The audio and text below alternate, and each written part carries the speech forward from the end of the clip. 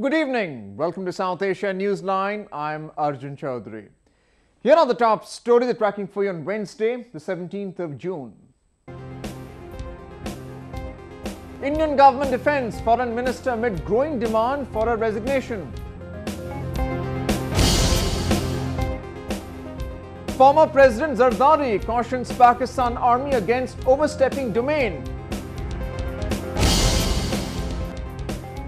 And Muslims in India prepare for holy fasting month of Ramazan. And now for all the details. The Indian government has come out in support of Foreign Minister Sushma Swaraj, who is facing allegations of impropriety by assisting former IPL chief Lalit Modi to gain travel documents in UK. This comes despite the opposition stepping up protests demanding the resignation of Swaraj. India's main opposition, the Congress Party, continued with its demonstrations across the country even on Wednesday, demanding the resignation of Foreign Minister Sushma Swaraj. The party has also asked for the resignation of Vasundhara Raje, the Chief Minister of Rajasthan, after Lalit Modi claimed that she supported his application for immigration to the UK in 2011. Raje has, however, denied the charges. Of course I know the family. I've always known. I have never made any bones about that. But I don't know what documents you people are talking about. The Congress Party also sought an explanation from Prime Minister Narendra Modi on the matter. हम मांग करते हैं कि सुषमा स्वराज जी का इस्तीफा होना चाहिए, वसुंधरा राजे जी का इस्तीफा होना चाहिए और साथ ही प्रधानमंत्री जी को एक एक्सप्लेनेशन इस देश को देना चाहिए इस पूरे मसले पर. The federal government had on Tuesday come out in support of Swaraj and claimed that there was nothing wrong in her decision. देखिए, मैं स्पष्ट कर दूं कि सारे आरोप जो लगाए गए हैं बेबुनियाद हैं. उनका वक्तव्य और पार्टी अध्यक्ष का बयान कि उन्होंने जो किया अच्छी नीयत के साथ किया, शी एक्टेड बोना फाइडे. सारी सरकार और सारी पार्टी उसमें एक मत की है. Swaraj, one of the prominent figures in the Narendra Modi cabinet, got into controversy after allegations emerged that she helped Lalit Modi to get temporary travel documents to UK last year. Lalit Modi, who was the chief of IPL from 2008 to 2010, is facing a number of charges in India, including money laundering and financial irregularities. His Indian passport was revoked in 2010 after he fled to UK. Swaraj had claimed that she acted on humanitarian grounds as he had sought the documents to visit his wife, who was undergoing cancer treatment at that time. Pakistan's former President Asif Ali Zardari has lashed out at the military establishment in the country for overstepping its domain. The Pakistan People's Party chairman said that politicians are capable of running the government better than the army. Asif Ali Zardari's outburst at the country's security establishment was reportedly targeted against the army chiefs. Addressing the party workers in capital Islamabad on Tuesday, Zardari threatened to blow up all track records of the army generals ever since independence. The former president said army chiefs come and go every 3 years, but the political leadership was there to stay. हमें पता है मुल्क क्या है, हमें पता है मुल्क की कीमत क्या होती है. हम समझते हैं कि धरती क्या है, हम समझते हैं कि हमने कुर्बानियां दी हैं और ये हमारी आर्मी है, ये हमारा इंस्टीट्यूशन है. आपने 3 साल रहना है, उसके बाद आपने चले जाना है, हमेशा के लिए हमने रहना है. तो हमें मत तंग करो. अगर हमें तंग करने की कोशिश की तो हम आपकी भी इंट्रेंड बजा देंगे. The PPP chair further expressed annoyance at the supposed character assassination campaign against him and his party. Referring to his powerful position in Pakistan politics, Zardari said his party can fight wars and could even bring the whole nation to a standstill. अगर सिर्फ आप सिर्फ जंगों से डरते हो तो हम जंग करना जानते हैं. ये मत समझना कि हमें जंग नहीं आती. हमें ही जंग आती है और किसी को नहीं आती. Pakistan Army, which largely operates as an independent unit, has a long track record of toppling democratically elected governments in the country. The army has ruled Pakistan for more than half of its over 6-decade-long history. With the recent constitution amendment that paved the way for establishment of military-administered courts in Pakistan, there is a growing divide among the political parties for conceding more authority to the already powerful army. Sri Lanka should include international judges or prosecutors in the domestic mechanism for war crimes investigation, Human Rights Watch has said. The country is expected to set up an internal probe mechanism by September this year. The Human Rights Watch said that the Sri Lankan government must ensure that any mechanism should be international or at least include a majority of foreign judges and prosecutors to probe the alleged war crimes by its army. The rights watchdog urged Sri Lanka to take immediate action to demonstrate its willingness to redress past violence, clarify the fate of the disappeared, and end the continuing form of violence and human rights abuses. It also asked the island nation to keep its promise of fully cooperating with the Office of the High Commissioner for Human Rights. Sri Lanka is facing a UN-monitored probe into alleged right violations by its army in 2009 at the end of the nearly 3-decade-long civil war with the Liberation Tigers of Tamil Eelam. According to UN and other rights groups, up to 40,000 Tamil civilians were killed during the final phase of the conflict. The then Sri Lankan government had rejected all charges and established a domestic probe, which the international community criticized as failed to meet the expected standards. The main accused in the recent attack on Shia Ismailis in Pakistan has confessed to carrying out a number of other strikes too. At least 45 Ismailis were killed when gunmen opened fire at a passenger bus in southern Karachi last month. The 4 men accused of carrying out the brazen attack on the Shia Ismailis in Karachi were produced before an anti-terrorism court on Tuesday. The court has extended their remand till 28th of this month. Investigators said Saad Aziz, the alleged mastermind of the attack, has confessed to 2 other crimes, the murder of a police officer and a bomb attack on a police convoy in the city.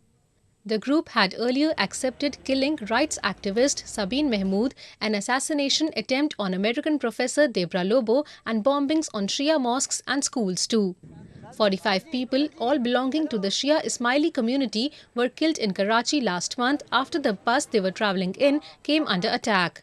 Aziz and his co-accused, all of whom are well-educated and came from well-to-do families, were reportedly inspired by the Al-Qaeda and wanted to create a global impact with the killings.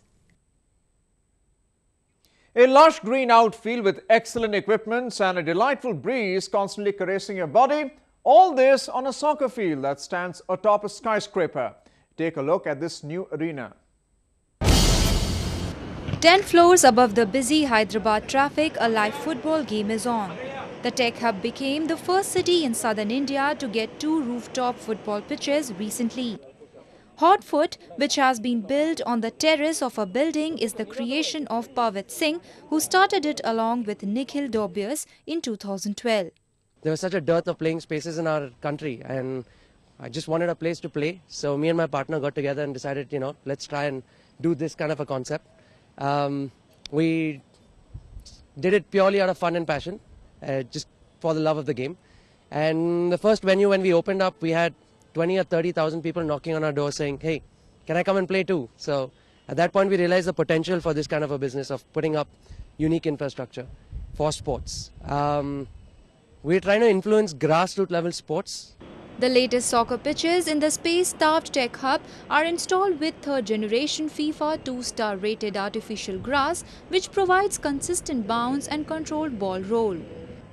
The ground features a heavier ball than the normal to control the speed on the artificial field, along with the foam-stuffed rebound walls. The non-abrasive fibers and rubber infill offers a great freedom of movement for players. This is a great feeling for us because our football was closed for past 10 years, and this is the first time the players in Hyderabad have got a chance to play in an open area where they could enjoy a lot.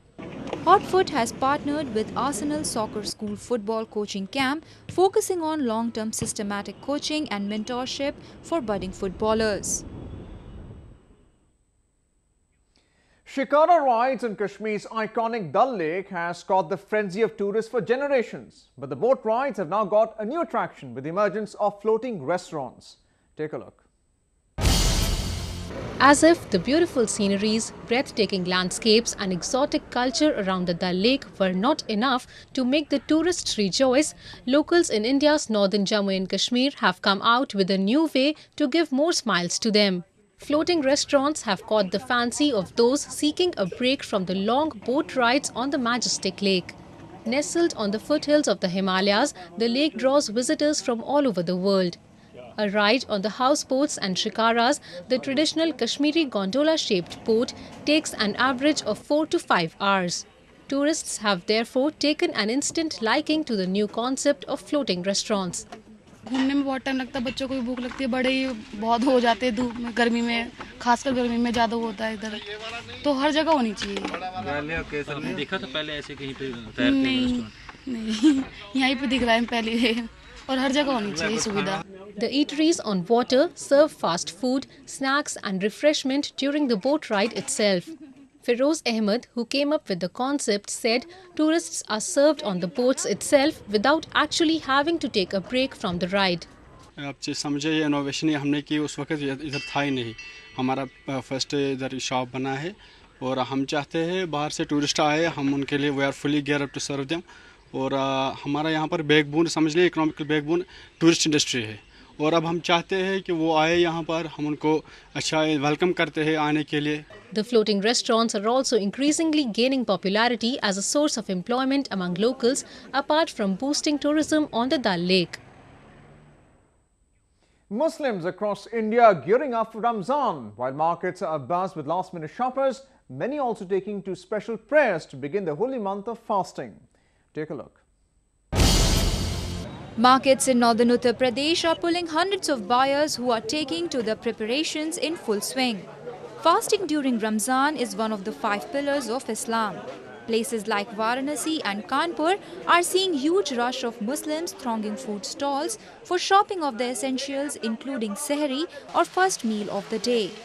Traders make special arrangements during this time of the year to attract maximum customers to their shops.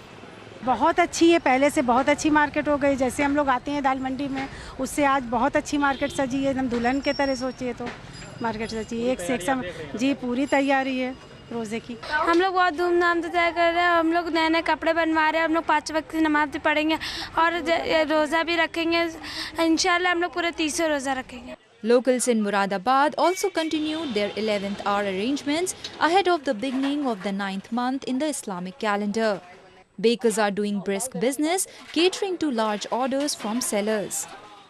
यहाँ पर सब हर तरह की variety बनती है, बड़े दिन के केक बनते हैं और तवारत बनते हैं और ये रमजान की मुबारक महीने में ये डबल रोटी बनती है और मशहूर ब्रेड है हमारी यहाँ की।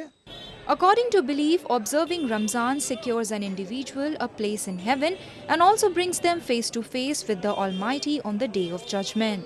Muslims are expected to fast from dawn to dusk, along with abstaining from drinking and smoking and spending the day reading the Holy Quran. The day-long abstinence is broken by iftar, a feast at sunset. Ramzan is set to begin this week. Well, that's the way it was in South Asia this evening. Before we conclude the top stories, once again. Indian government defends Foreign Minister amid growing demand for a resignation. Former President Zardari cautions Pakistan Army against overstepping domain. And Muslims in India prepare for holy fasting month of Ramzan.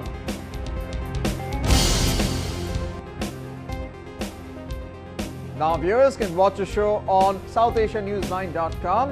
You can also visit us on Facebook.com/SAsiaNewsline and follow us on Twitter @SAsiaNewsline. That's all in tonight's edition. We'll see you same time tomorrow. Good night.